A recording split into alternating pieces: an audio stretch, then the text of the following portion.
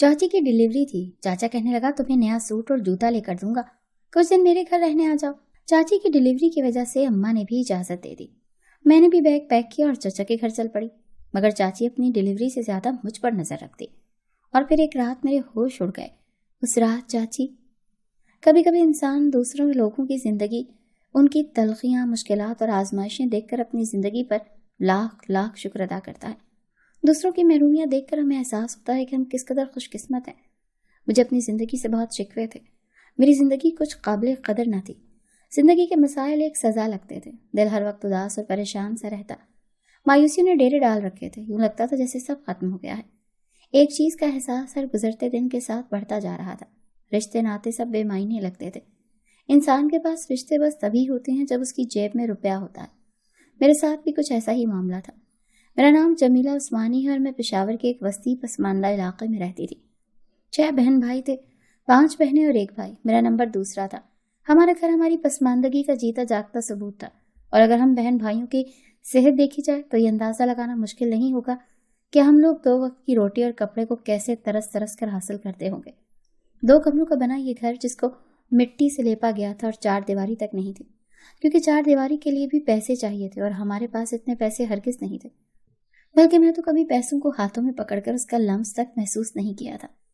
अम्मा ने अपनी कोशिश करके घर के इर्द गिर्द मिट्टी से छोटी छोटी दीवारें बना दी थी और उनके ऊपर कांटेदार झाड़ियां लगा दी, ताकि नजरबाजों की नजर से अपनी औलाद को बचा सकें। अम्मा और अब्बा अपनी तरफ से बड़ी मेहनत करते और तब जाकर हमें 2 वक्त की रोटी नसीब होती। अब्बा गैस से भरे हुए गुब्बारे बेचता था और अम्मा एक फैक्ट्री में मजदूरी करने जाती। इस महंगाई के दौर में जैसे तैसे करके बस वो हमें पाल रहे थे। आंखों में ख्वाब सजाए छोटी छोटी चीजों को तरसना मामूल की बात थी। हर कहानी के पीछे भी एक कहानी होती है। ये हालात एकदम से नहीं होते थे, बल्कि जब से चाचा और चाची अलग हुए तब से हमारे हालात बदतरीन हो गए थे। क्योंकि जब वो साथ होते थे तो चाचा की अच्छी नौकरी की वजह से हमें ईद के कपड़े मिल जाया करते थे या महीने में एक दिन अच्छा खाना बन जाता था। अब्बा और चाचा 2 ही भाई थे। दोनों भाइयों में इत्तेफाक और मोहब्बत थी। चाचा शादी से पहले तक हमारा बड़ा ख्याल रखता था। हम सब इकट्ठे रहते थे और चाचा जितनी इस्तात होती तो हमारे साथ बहुत लाड उठाया करता था। फिर उसकी शादी हो गई। चाची शुरू के 2-3 सालों में तो बहुत अच्छी रही और अम्मा से भी काफ़ी मोहब्बत से पेश आती रही। उनको वही इज्जत देती जो चचा अम्मा को बड़ी बहन समझकर दिया करते थे। शादी के कुछ साल गुजरे तो चचा और चाची में झगड़े होने लगे। हमें झगड़े की नौयत मालूम नहीं होती थी, मगर चची कई कई दिन तक नाराज होकर चली जाती थी। फिर अम्मा ही चचा को समझाया करती थी और चाची को मनाकर घर लाया करती थी। हम चाची से बड़ी मोहब्बत करते थे, मगर चाची अब हमसे जैसे जान छुड़ाने लगी थी।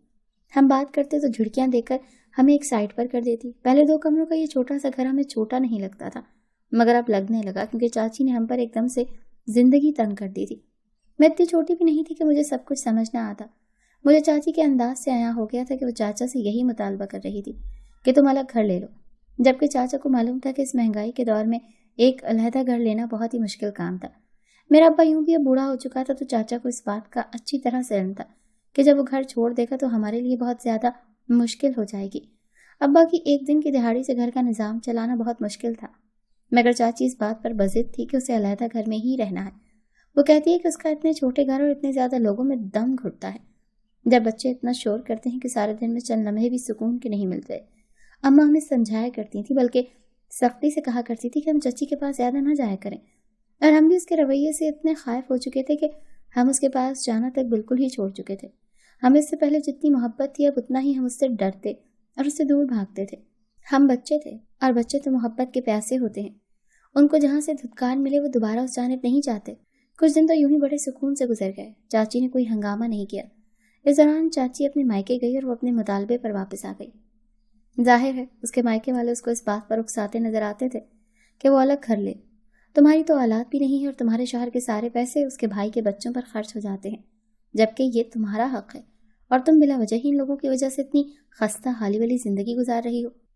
यूं सुकून के दिनों का इख्तिताम होने वाला था। चची फिर से वही अलग घर वाला राग अलापने लगी। उसने यही शर्त रखी कि अगर चाचा उसको अलग घर लेकर देगा तो ही वो वापस आएगी। अम्मा भी काफी परेशान थी और मेरा भी अभी बस नहीं चल रहा था कि मैं चाची को किस तरह मनाऊं कि वो हमारे साथ ही रहे। चाचा ने पहले तो चाची को अपने हाल पर छोड़ दिया कि कुछ दिन वहां पर रहेगी तो अक्ल ठिकाने आ जाएगी, मगर चाची अपनी जिद की पक्की निकली। अम्मा और अब्बा चाची के मायके गए ताकि वो उनको मनाकर लाएं, मगर अगर उनके घर वालों ने ان کی بہت بےعزتی کی اور کہا کہ وہ اب طلاق ہی لے لیں گی. اتنے سالوں کی بیٹی نے بہت صبر کر لیا اور اوپر سے تمہارے گندے بچوں کو سنبھالنا بھی اس کی ذمہ داری ہے. اماں اور ابا سن کر بہت دکھ ہی ہوئے اور وہ گھر آ گئے اور کتنی ہی دیر ایک ہی کمرے میں بیٹھ کر جانے کیا کیا مشورہ کرتے رہے. اور پھر جب چچا کام سے گھر آیا تو اماں نے فیصلہ کن انداز میں کہا کہ تم الگ گھر لے لو. چچا نے یہ سن کر صاف انکار کر دیا اور کہا کہ الگ گھر لینا ابھی ان کے بس کی بات نہیں ہے اور پھر سارے اخراجات برداشت کرنا بہت مشکل کام ہے اور اس بیوقوف عورت کو یہ بات سمجھ نہیں آتی. اماں اور ابا نے ان کو سمجھایا کہ اس کے علاوہ ان کا گھر آباد رہنے کا کوئی اور چارہ نہیں ہے، کیونکہ چاچی اور ان کے گھر والے اس بات پر اور اس مطالبے پر ڈٹے ہوئے ہیں کہ جب تک چاچی کو الگ نہیں کریں گے تو وہ ان کو نہیں بھیجیں گے. کچھ دن چاچا بیوی سے دور رہا تو اس کا غصہ بھی کم ہونے لگا. کب تک بیوی سے دور رہتا؟ کچھ دنوں بعد چاچا راضی ہو گیا اور اس نے ہمارے محلے میں ہی کچھ فاصلے پر ایک کرائے کا گھر لے لیا. چاچا تو کافی پریشان تھے، البتہ چاچی بہت ہی زیادہ خوش تھی. ان کے جانے کے بعد ہم لوگ کافی دن پریشان رہے. ظاہر ہے اب چاچا ہمیں روز روز آ کر پیسے تو نہیں دے سکتا تھا، اس کو چاچی کو بھی حساب دینا ہوتا تھا اور ویسے بھی سارے پیسے چاچی ہی ہتھیا لیتی تھی. اماں کو ایک فیکٹری میں چند روپے دہاڑی پر نوکری مل گئی تھی. الگ ہونے کے بعد چاچی نے ایک دن ہماری دعوت بنائی اور اس میں کافی چیزیں بھی بنائی.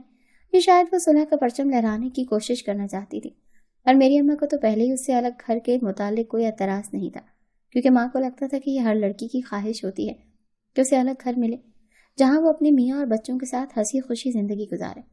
مجھے کبھی کبھی اماں پر بہت زیادہ پیار آتا تھا کہ زندگی کی اتنی تلخیاں ہونے کے باوجود وہ ہمیشہ رب کا شکر ادا کرتی رہتی ہے. چاچی کا گھر بہت خوبصورت تھا اور اس نے اس کو بہت سنوار کر رکھا ہوا تھا. وہ کافی خوش بھی تھی اور ہمارے ساتھ بھی اس کا رویہ اب بہتر ہو گیا تھا. اب ہمارے گھر میں کبھی کبھی تو فاقے چلنے لگے کیونکہ مہنگائی بڑھتی ہی چلی جا رہی تھی اور ہمارا کوئی خاص ذرائع آمدن نہیں تھا. میرے خواب ان محرومیوں کی نظر ہوتے جا رہے تھے جو کبھی آنکھوں میں سجائے تھے. دل چاہتا تھا کہ میں کسی اسکول میں پڑھ لوں، مگر گھر کے حالات اس بات کی اجازت نہیں دیتے تھے. اپنے سب خوابوں اور سپنوں کو میں روز مار کر سو جایا کرتی تھی. میرے لیے ان خوابوں پر سمجھوتا کرنا میرے لیے تکلیف دہ تو تھا ہی، لیکن اس کے سوا کوئی چارہ بھی نہیں تھا. چاچی بھی کبھی کبھار ہمارے گھر آ جاتی، لیکن ہم کبھی بھی ان کے گھر نہیں گئے کیونکہ اماں نہیں چاہتی تھی کہ چاچی یہ سوچیں کہ ہم ان کے گھر کسی لالچ کے تحت جاتے ہیں. ہم فاقہ کر لیتے مگر کسی سے مانگتے نہیں تھے. اماں نے ہمیں ہر حال میں شکر کرنا ہی سکھایا تھا. چاچی اب ہمارے گھر آتی تو کافی پریشان ہوتی اور اماں سے کہتی کہ چاچا اس سے بات بات پر لڑتا ہے اور اس بات کی دھمکی دیتا ہے کہ وہ بانجھ ہے اور اگر کچھ ماہ تک اس کے گھر اولاد نہ ہوئی تو اس کو طلاق دے کر دوسری شادی کر لے گا. مجھے معلوم تھا چچی اماں کو اس لیے یہ باتیں بتاتی ہے کیونکہ چچا ہماری بات بہت سنتا ہے اور چاچی چاہتی تھی کہ وہ ہمارے ذریعے ہی چاچا کو ٹھنڈا کرے. اماں چاچی کو اپنی طرف سے بڑی تسلیاں دیتی اور یقین دلاتی کہ چاچا دوسری شادی نہیں کرے گا اور اس کو طلاق نہیں دے گا. اماں چاچی کو نت نئے مزاروں پر لے کر جاتی جہاں پر وہ منتیں مانگتی اور چادریں چڑھاتی، مگر اس کی گود پھر بھی سونی ہی رہی.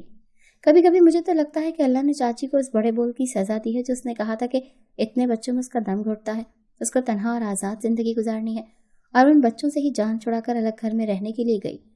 اس کی شاید اللہ نے خواہش پوری بھی کر دی. اس کی زندگی میں شور کرنے والا کوئی نہیں تھا، اسے نہ بچے سنبھالنے پڑتے اور نہ ہی اتنی مشقت کرنی پڑتی. ایک دن میں نے چاچی سے یہ بات کہی بھی تھی کہ تمہاری تو دلی مراد پوری ہو گئی نا، تو اب کاہے کو ان مزاروں اور درباروں پر جاتی ہو. اماں نے مجھے فوراً ٹوک دیا کیونکہ وہ خدا ترس خاتون ہونے کی وجہ سے کسی کا دل دکھانے سے ڈرتی تھی، جبکہ مجھے چاچی پر غصہ تھا، سو میں نے کھولن اس پر انڈیل دی. چاچی کا رنگ فق ہو گیا مگر اس نے مجھے کچھ نہ کہا. شاید کہیں نہ کہیں وہ اس بات سے متفق ہو گئی، ورنہ وہ ہر بات کا دو بدو جواب ضرور دیتی تھی. وقت کا کام ہوتا ہے پڑ لگا کر اڑنا، چاہے جیسا بھی ہو. چاچا کی نوکری شہر میں لگ گئی مگر چاچی یہیں رہتی تھی. اماں ایک دن بہت خوش تھی اور میرے پوچھنے پر اس نے بتایا کہ چاچا کے گھر بھی اس کی نسل کا وارث آنے والا ہے. چونکہ مجھے چاچا سے بہت محبت تھی سو مجھے یہ سن کر بہت خوشی ہوئی. چاچی نے اس دوران ہمیں گھر آنا چھوڑ دیا. اماں ایک دو بار ان کے گھر گئی تو چاچی نے دروازہ ہی نہیں کھولا. اسی وجہ سے میں نے ماں کو منع کر دیا کہ چاچی کے گھر دوبارہ جانے کی کوئی ضرورت نہیں ہے. اماں سارا دن فیکٹری میں کام کرتی ہیں اور شام کو تھک ہار کر سو جاتی ہیں. اس طرح اس کا دھیان بھی چچی سے ہٹ چکا تھا. یوں ہی چند مہینے مزید گزر گئے تو چچا ہمارے گھر کافی مہینوں بعد آیا. وہ کہنے لگا وہاں کافی مصروف رہتا ہے. اس نے ابا کے ہاتھ پر زبردستی چند پیسے بھی رکھ دیے. چاچی کی ڈلیوری کا وقت نزدیک تھا.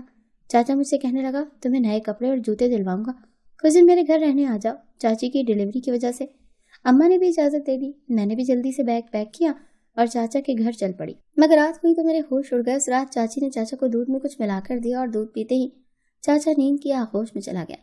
چاچو نے بیرونی دروازہ کھولا تو دروازے سے ایک عورت نقاب میں اندر داخل ہوئی. जिसके हाथ में नन्हा सा बच्चा था। मुझे समझ नहीं आ रही थी ये बच्चा किसका और चाची इसको सीने से लगाकर इतना प्यार क्यों कर रही है, जबकि वो औरत उसको चाची के लाए गए कपड़े पहनाने लगी। मैं चुप कर ये सब कुछ देख रही थी, जबकि चाची को इस बात का इल्म नहीं था। वो यही समझ रही थी कि मैं सो चुकी हूँ। और जब चाचा सुबह उठा तो चाची ने उससे यही कहा कि ये उसका बेटा है जो रात को पैदा हुआ है, और चाचा भी बहुत खुश हुआ। जबकि मैं हैरानी से चाची को देख रही थी कि वो कैसे दीदा दलेरी से झूठ बोल रही थी। चाचा ने मिठाइयाँ बांटी और उसने हम सब बहन भाइयों को भी कपड़े लेकर दिए। 2 दिन बाद मैं उस छोटे से बच्चे को खिला रही थी कि अचानक मेरा दिल किया कि मैं चाची से पूछूं कि तुमने चचा से झूठ क्यों बोला, जबकि ये बच्चा तो तुम्हारा है ही नहीं। इसीलिए जैसे ही चाची के कमरे में आई तो मैंने कहा, चाची मुझे तुमसे कुछ पूछना है। तो चाची ने गहरी नज़र मेरे चेहरे पर डाली, गोया मेरा चेहरा पढ़ने की कोशिश कर रही हो। फिर बोली, हाँ पूछो। मैंने कहा, चाची मैं जानती हूँ ये बच्चा तुम्हारा नहीं है और इस रात कोई औरत इसे तुम्हारे पास छोड़ कर गई थी। तुमने झूठ क्यों बोला कि ये तुम्हारा बच्चा है? मेरी बात सुनकर चाची का रंग फाक हो गया और उसके हाथ से दूध का प्याला छूट कर गिर गया। उसने मेरे आगे हाथ जोड़े और रोते हुए कहा कि मैं तुम्हें सारी बात सच बताती हूँ, मगर तुम अपने चाचा या किसी और को ये बात नहीं बताओगी, और इसके बदले में तुम्हें बहुत अच्छे स्कूल में दाखिल करवाऊंगी और ईद पर कपड़े बनवा कर भी दूंगी। मैंने उसकी बात मान ली और वादा कर लिया कि किसी को नहीं बताऊंगी।